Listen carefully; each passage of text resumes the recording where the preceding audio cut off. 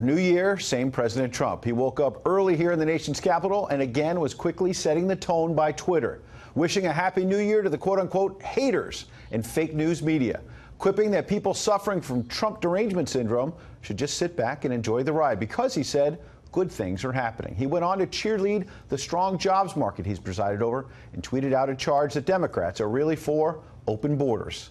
However, the commander-in-chief is facing a whole new power dynamic in 2019. The partial shutdown is well into its 11th day. There's still no end in sight as Democrats prepare Thursday to officially take control of the House, and they hope to quickly pass legislation to reopen the government on their terms. None of the $5 billion the president is demanding for a border wall. That may be why the president did try a slightly more diplomatic approach on Twitter by the afternoon, saying to Democrats, let's make a deal. And he invited congressional leaders to come over Wednesday to the White House, which is where we find our correspondent Kevin Cork. Good evening, Kevin.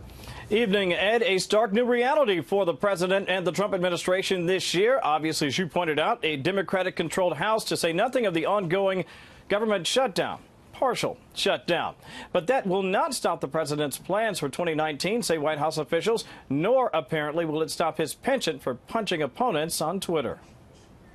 If his New Year's Twitter feed were a blockbuster film, President Trump's would have been a good old-fashioned good cop, bad cop movie, starring a president content to hammer his so-called haters in all caps, chiding Democrats for ignoring all of the crime and drugs that open borders bring, and at the very same time showcasing his softer side, even suggesting to one of his chief protagonists on Capitol Hill, Nancy Pelosi, that the time might be ripe to make a deal to end the government shutdown, an offer manifestly rejected by the presumptive speaker, who said the president had given Democrats a great opportunity to show how we will govern responsibly and quickly pass our plan to end the irresponsible hashtag Trump shutdown. I'm ready to go. They can come over right now. They could have come over anytime. I spent Christmas in the White House. I spent New Year's Eve now in the White House. And, I'm here. I'm ready to go. Ready to go is one thing, but willing to compromise may yet be a bridge too far,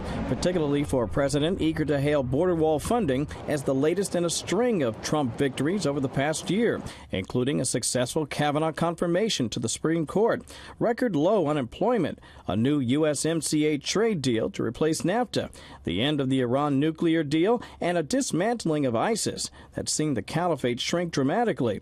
The latter a precursor to other military moves in 2019, including a planned and precipitous drawdown in Syria. We're going to get out. We're getting out of Syria. We're bringing our young, great troops home after so many years. We were supposed to be in Syria for 3 to 4 months, and that was 4 or 5 years ago.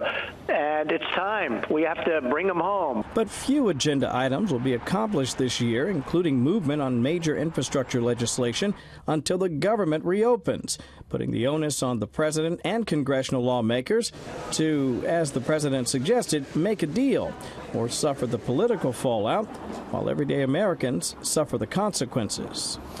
Bit of housekeeping for you, Ed. Congressional leaders have been invited here to the White House to attend a briefing by the Department of Homeland Security on the border wall. That briefing set for 3 p.m. tomorrow afternoon, although sources tell our Chad program it's unclear if they'll all make it because of holiday travel. We'll be watching and waiting all the same.